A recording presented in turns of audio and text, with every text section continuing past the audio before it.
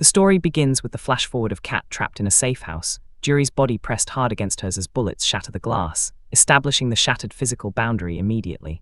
It then rewinds 2 weeks ago to reveal the true emotional starting point. Kat sitting on the floor of her high-rise apartment, surrounded by eviction notices and rejection letters. Here, the packing slows to let the audience feel the weight of her ruin. She is bombarded with silence where her phone used to ring, and the humiliating realization that she has been inexplicably blacklisted from the one industry she dominated. This section effectively sets up the status quo. Kat is intellectually brilliant, but stripped of all agency, terrified of losing her independence.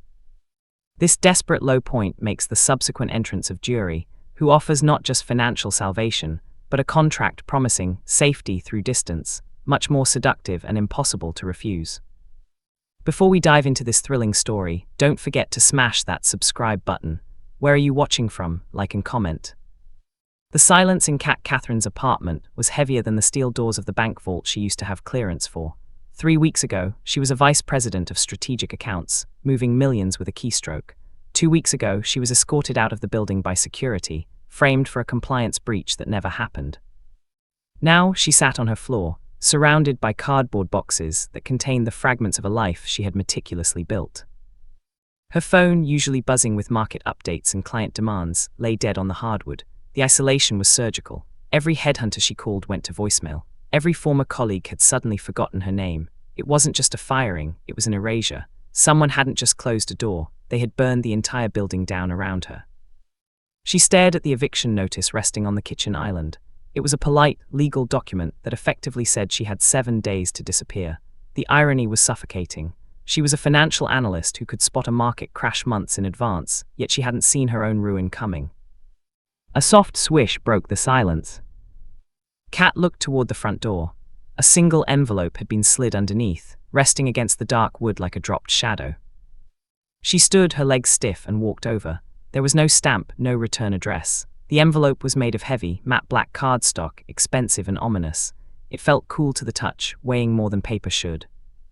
She broke the wax seal, a stylized tiger, and pulled out a single card. Seong-ho Holdings. The name sent a chill down her spine that had nothing to do with the drafty apartment. In her world, Seong-ho Holdings was a ghost story, a conglomerate that owned half the shipping lanes in the Pacific and allegedly half the politicians in the city.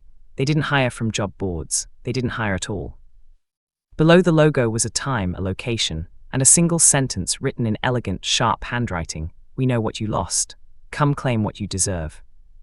Kat looked around her empty apartment, the walls closing in. Her independence had been her armor, but now that armor was stripped away, leaving her exposed. She traced the silver lettering with a trembling finger. It felt like a lifeline or perhaps a lure. But standing in the wreckage of her life, Kat realized she didn't have the luxury of fear anymore. She grabbed her coat.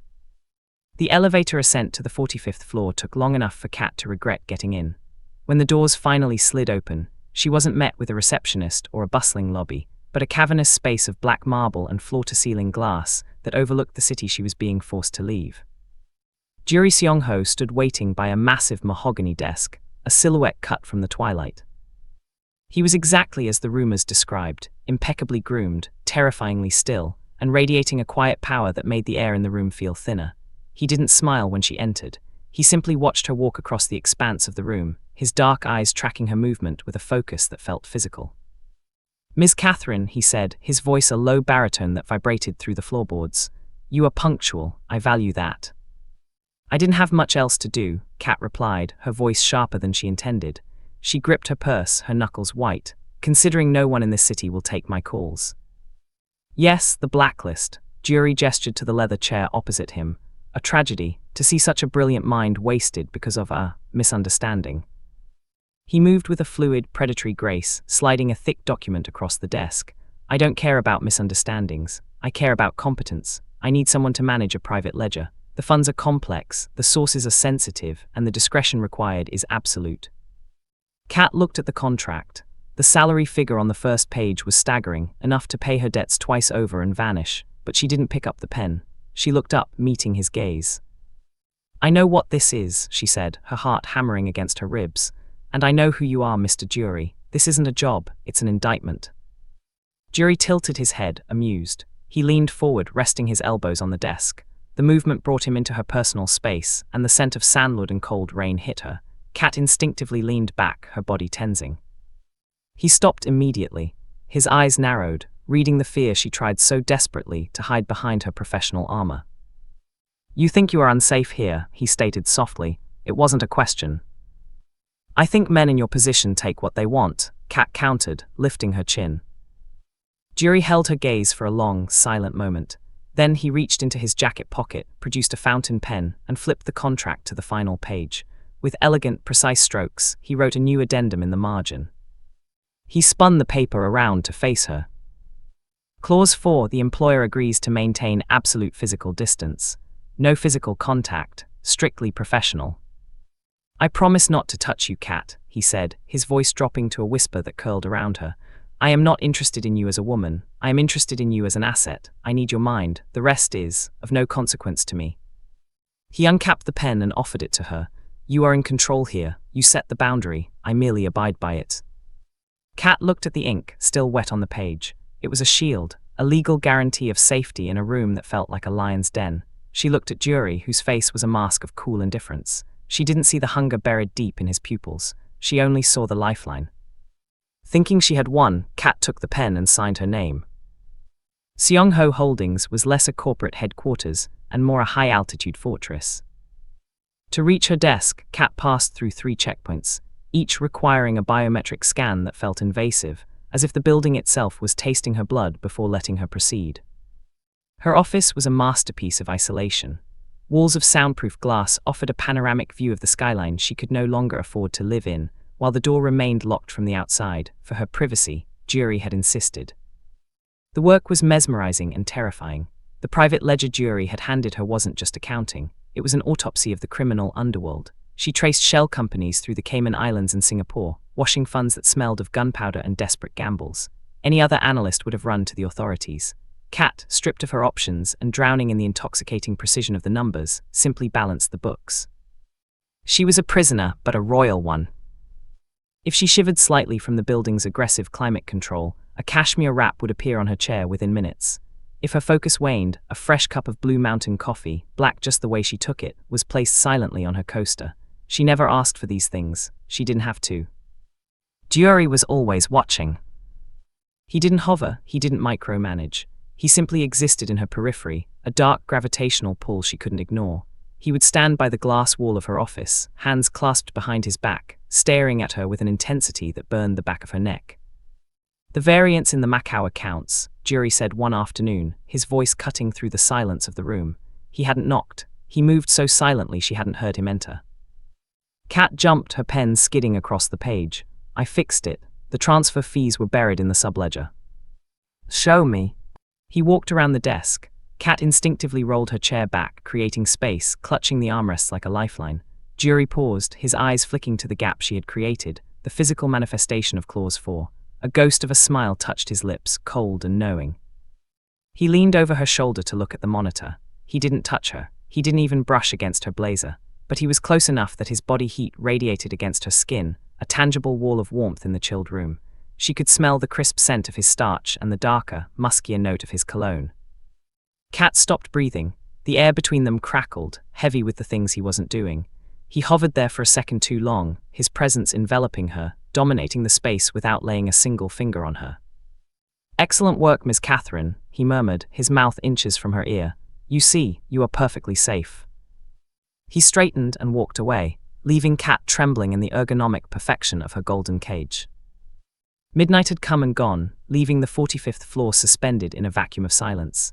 Kat was the only thing moving, her fingers flying across the keyboard as she reconciled a shell account in Zurich. Her eyes burned, but the work was a narcotic. It kept the reality of her situation at bay.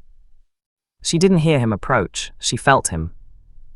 The air behind her shifted, the temperature spiking as a heavy, masculine presence filled the space directly behind her chair.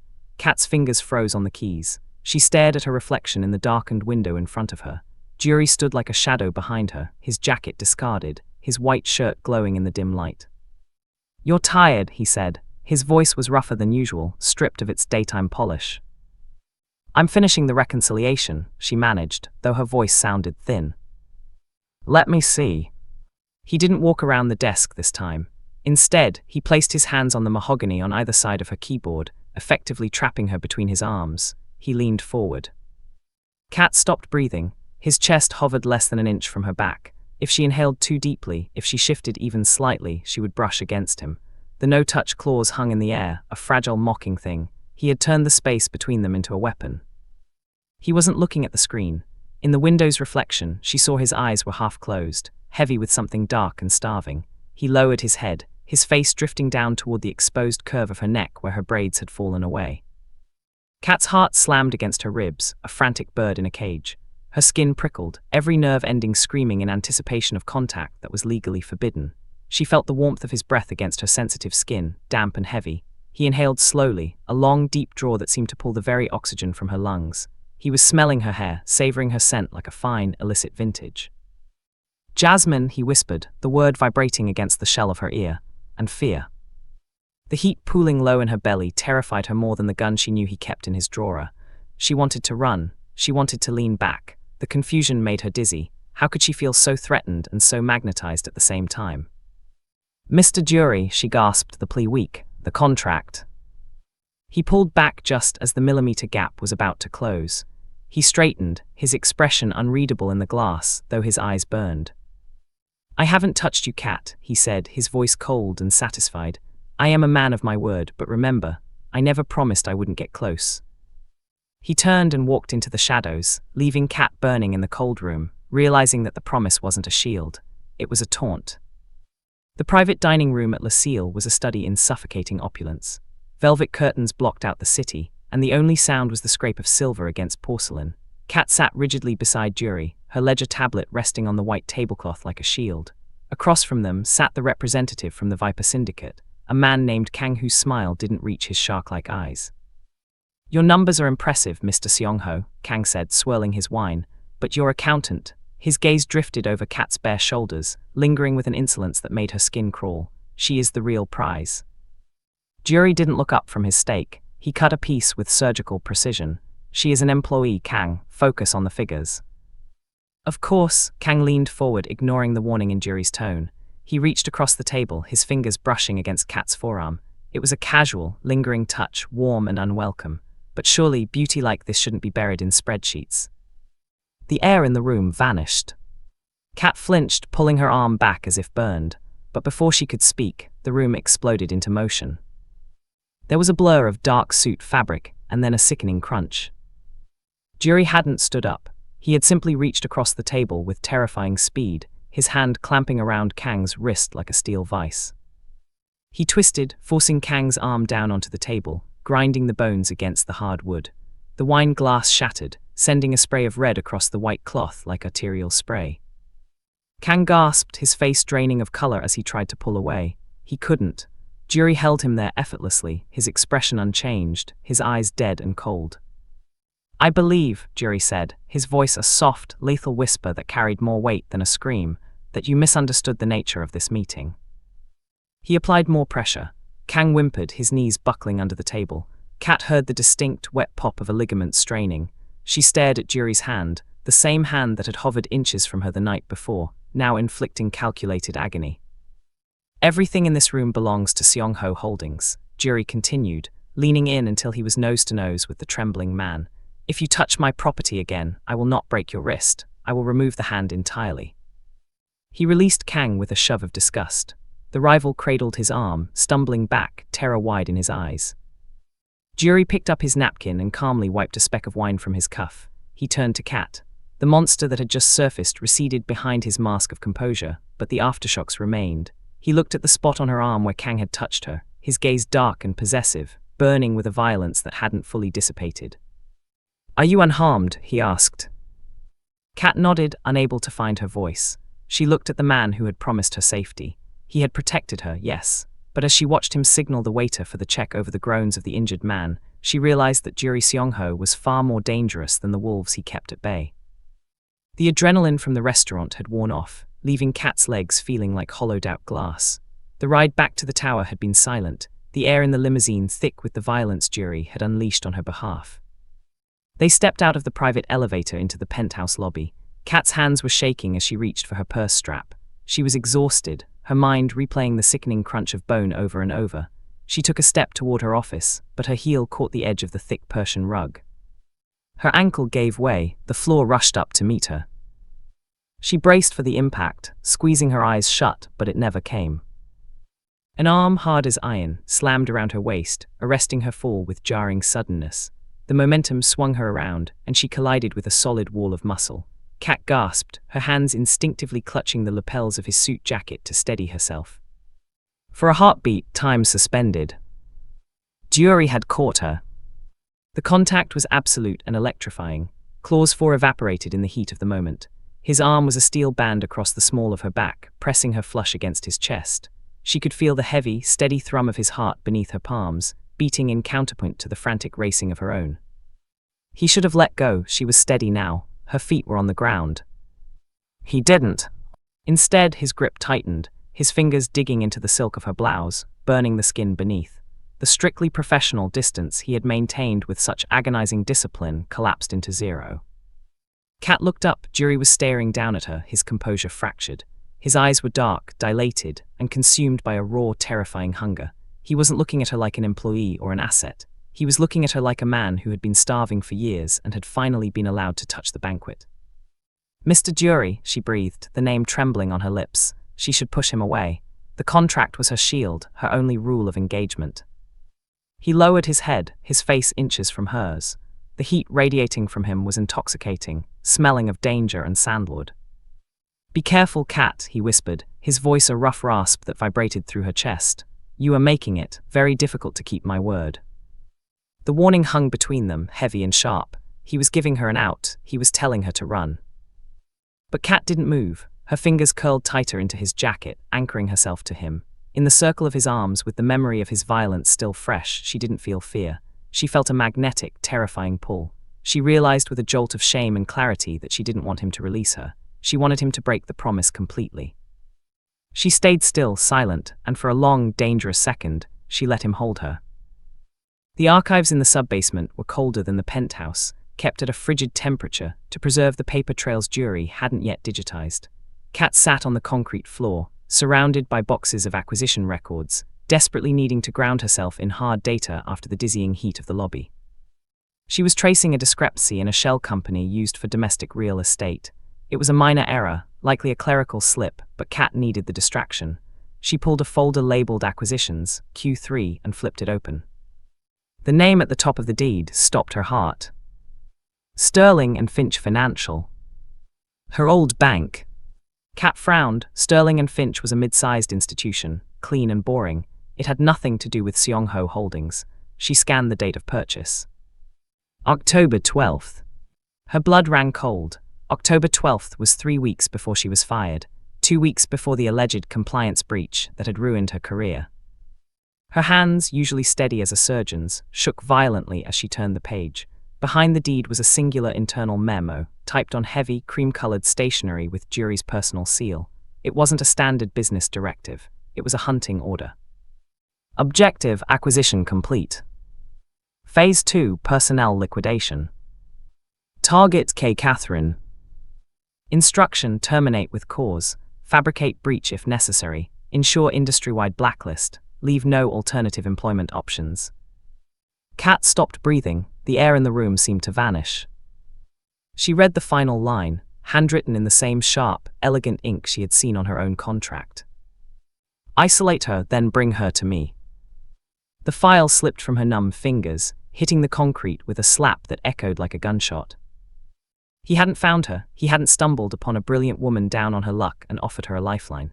He was the architect of her ruin. He had bought an entire financial institution just to fire her. He had systematically dismantled her life, stripping away her reputation, her income, and her independence, purely to engineer a moment where she would be desperate enough to walk into his cage. The no-touch clause, the respect, the safety, it was all a performance. Jury Seong-ho wasn't her savior. He was the arsonist who had burned her house down just so he could offer her shelter in his bed. Kat looked up at the ceiling. Feeling the crushing weight of the 45 floors above her, she wasn't a valued asset. She was a possession he had spent millions to acquire, and she had walked right in and locked the door behind her. Kat didn't wait for the elevator. She took the service stairs, her heels clicking a frantic rhythm against the concrete, echoing the chaotic pounding of her heart. Every flight down was a rejection of the golden cage Jury had built around her. She wasn't a person to him, she was an acquisition, a line item he had manipulated into existence. The betrayal tasted like bile. She burst out of the rear exit into the alleyway. The city air, usually thick with smog, felt violently cold against her flushed skin. It was raining, a relentless downpour that soaked her silk blouse in seconds, plastering it to her skin. She ran. She didn't know where she was going. She just knew she had to put distance between herself and the monster in the penthouse. She reached the main avenue, her eyes scanning for a taxi, a police officer, anything. But the streets were empty, slick with oil and rain, reflecting the neon signs that buzzed overhead.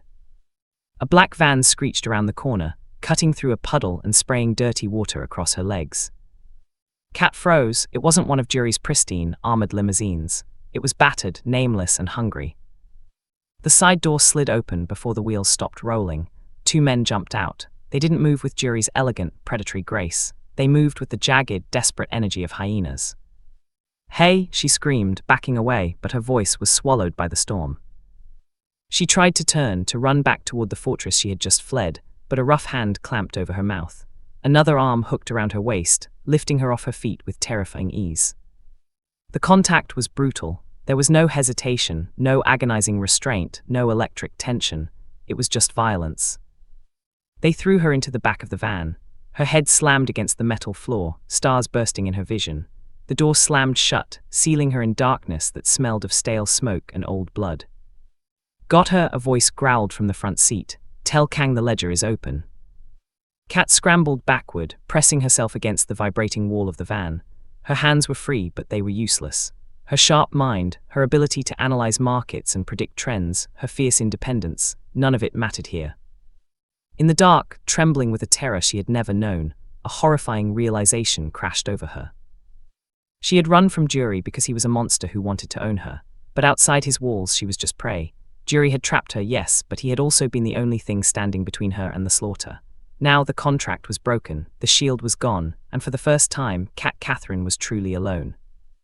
The warehouse door didn't open, it disintegrated. Kat screamed as the metal slab crashed against the concrete, but the sound was instantly drowned out by the deafening crack of gunfire. 3 shots, 3 bodies hitting the floor before she could even blink. Jury Seong-ho stepped through the smoke, a silhouette of pure, distilled violence.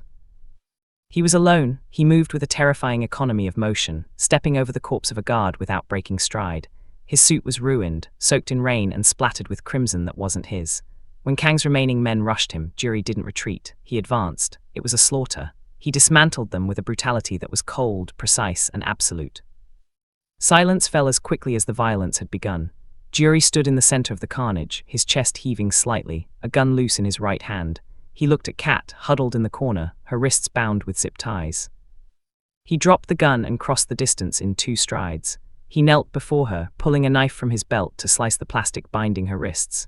He didn't check for injuries on himself, though blood seeped from a gash on his temple, staining his collar. "Kat," he breathed, his voice ragged. "You came," she whispered, staring at the devastation around them. "You killed them, all of them." Jury looked at the bodies, then back at her, his eyes dark and unrepentant. "I told you I was a man of my word." He holstered the knife, his hands hovering inches from her face, trembling with the effort to not grab her. "I promised not to touch you, Kat, but I never promised I wouldn't kill for you." The truth of it hit her harder than the kidnapping. He was a monster, yes. He was a liar who had manipulated her entire life. But looking at the blood on his hands, blood spilled solely to keep her breathing, Kat realized that his obsession was the only thing in the world that was real. She reached out. Jury froze as her fingertips grazed the cut on his temple. The contact was electric, shattering the invisible wall that had stood between them for weeks. She traced the line of blood down to his jaw, her touch claiming him just as surely as he had claimed her. "The contract is void," she whispered. Jury let out a shuddering breath, his restraint snapping. He didn't ask for permission. He surged forward, his hands burying themselves in her hair, pulling her desperate mouth to his. He kissed her with the taste of copper and rain, a possession so total that Kat knew with terrifying clarity that she would never be free again, and she didn't want to be. The penthouse was quiet, but the silence had changed. It was no longer the hushed vacuum of a cage. It was the heavy, satiated silence of a sanctuary. Kat sat on the edge of the sprawling leather sofa, a towel in her hand, wiping the last smears of dried blood from Jury's collarbone. He sat shirtless before her, his body a map of scars and fresh bruises, watching her with that same unnerving, absolute focus. But the hunger in his eyes was no longer starving. It was possessive. "You knew," Jury said, his voice rough. "It wasn't a question. You found the file. You know I bought the bank. You know I orchestrated everything." Kat paused, her fingers resting against the pulse thrumming in his neck. She thought about the anger that had driven her out into the rain hours ago. It felt distant now, like a memory from a different life. That life, the one of clean hands, ethical boundaries, and lonely independence, had died the moment she watched him slaughter 3 men to keep her breathing. "I know," she whispered. "You burned down my world." "To build you a new one," he countered, reaching up to cover her hand with his. His grip was warm, solid, and permanent. "One where you are untouchable, except by me." Kat looked at him, really seeing him. He was a monster, a manipulator, and a liar. He had stripped her of her choices until he was the only option left. By every metric of the sane world, she should be terrified. She should be running. But as she felt the calluses on his palm against her skin, she realized the sane world had never protected her. It had discarded her. Jury had killed for her. She stood up slowly and walked to the mahogany desk, the altar where she had signed away her freedom weeks ago. The contract lay there, the no-touch clause mocking them in black ink. Jury watched her, his muscles tensing, ready to chase her if she bolted again. Kat picked up the heavy black lighter Jury kept by his scotch. She flicked the wheel, the flame dancing in the dim light. With a steady hand, she held the corner of the contract to the fire. The paper curled and blackened, the promise of distance turning to ash. "You trapped me," Kat said, watching the fire consume her signature. "But you forgot one thing, Jury." She dropped the burning paper into the metal wastebasket and turned back to him, her silhouette framed by the city lights below. She walked back to him, stepping between his knees, and placed her hands on his shoulders, claiming him. "Once you let the tiger in," she whispered, leaning down until her lips brushed his, "you don't get to decide when it eats." Jury smiled, a dark, ruinous thing. He pulled her down into the darkness with him. "Feast, then." Thank you for listening till the end. Don't forget to like this video and subscribe for more stories that speak to the heart. Where in the world are you turning in from? Let me know in the comments so we can connect and share our thoughts. I appreciate the time you spent here with me today.